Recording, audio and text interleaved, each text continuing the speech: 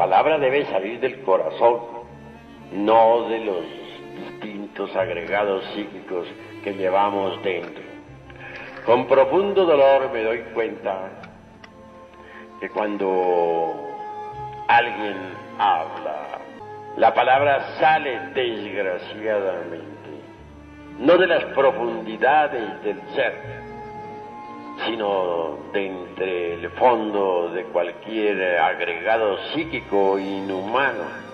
Si la palabra brotara exclusivamente de la esencia, no habría nada que objetar, sería pura, perfecta.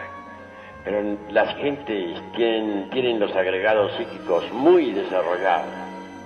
Es decir, no nace la palabra de la esencia pura, no brota del ser, surge de entre cada botella,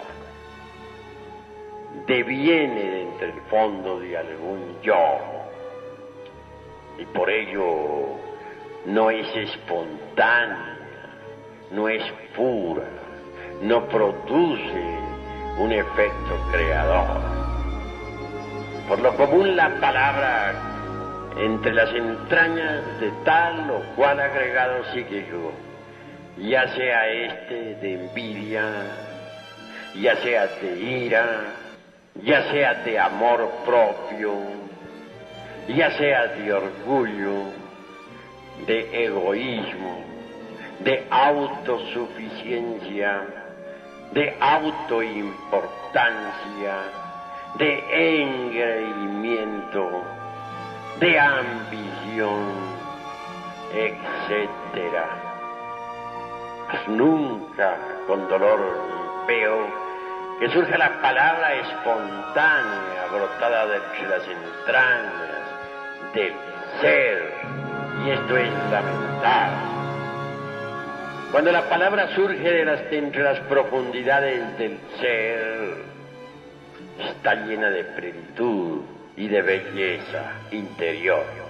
Mas cuando la palabra surge de entre las entrañas de tal o cual agregado psíquico, está condicionada por el mismo, no tiene elasticidad, no tiene ductibilidad, no goza de plenitud, no es íntegra y produce en el ambiente discordias, problemas de toda especie. Si proseguimos con esa conducta, esa tendencia que tienen unos y otros hermanos a reaccionar, me parece horripilante, absurda. No son dueños de sus propios procesos psicológicos, y eso es gravísimo. Pero siempre reaccionamos ante los impactos del mundo exterior, y eso es muy grave. En las asambleas he visto cómo se hieren los hermanos unos a otros. Uno dice una palabra y el que se siente aludido reacciona violentamente diciendo una peor. A veces lo que dice no es demasiado grosero, se vuelve sutil, muy decente y acompañado de una sonrisa, pero en el fondo lleva el veneno espantoso de la reacción violenta. No hay amor entre los hermanos. Se han olvidado de su propio ser y solo viven en el mundo del ego, en el mundo de las reacciones. Cuando uno se olvida de su propio ser, reacciona violentamente. Si uno se olvida de su propio ser en presencia de una botella de vino, resulta borracho. Si uno se olvida de su propio ser en presencia de una persona del sexo opuesto, resulta fornicando. Si uno se olvida de su propio ser interior profundo en presencia de un insultador, resulta insultando. Lo más grave en la vida es olvidarse de sí mismo. Así que es necesario transformar las impresiones, y eso solamente es posible interponiendo entre entre las diversas vibraciones del mundo exterior y la mente, la propia conciencia. Cuando uno interpone entre las impresiones y la mente eso que se llama conciencia, es obvio que las impresiones se transforman en fuerzas y poderes de orden superior, que debemos transformar las impresiones mediante la conciencia.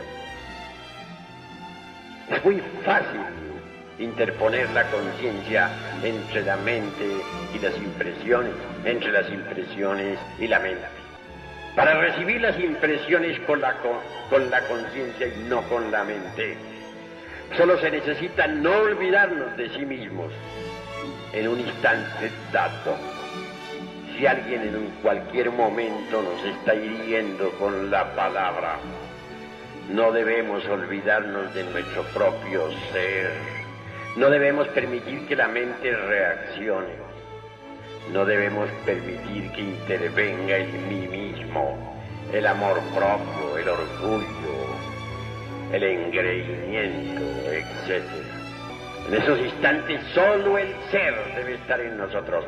Debemos estar concentrados en el ser para que sea el ser, la conciencia superlativa del ser, la que reciba las impresiones y las digiera correctamente. Así se evitan esas horripilantes reacciones que todos unos y otros tienen ante los impactos procedentes del mundo exterior. Así se transforman completamente las impresiones.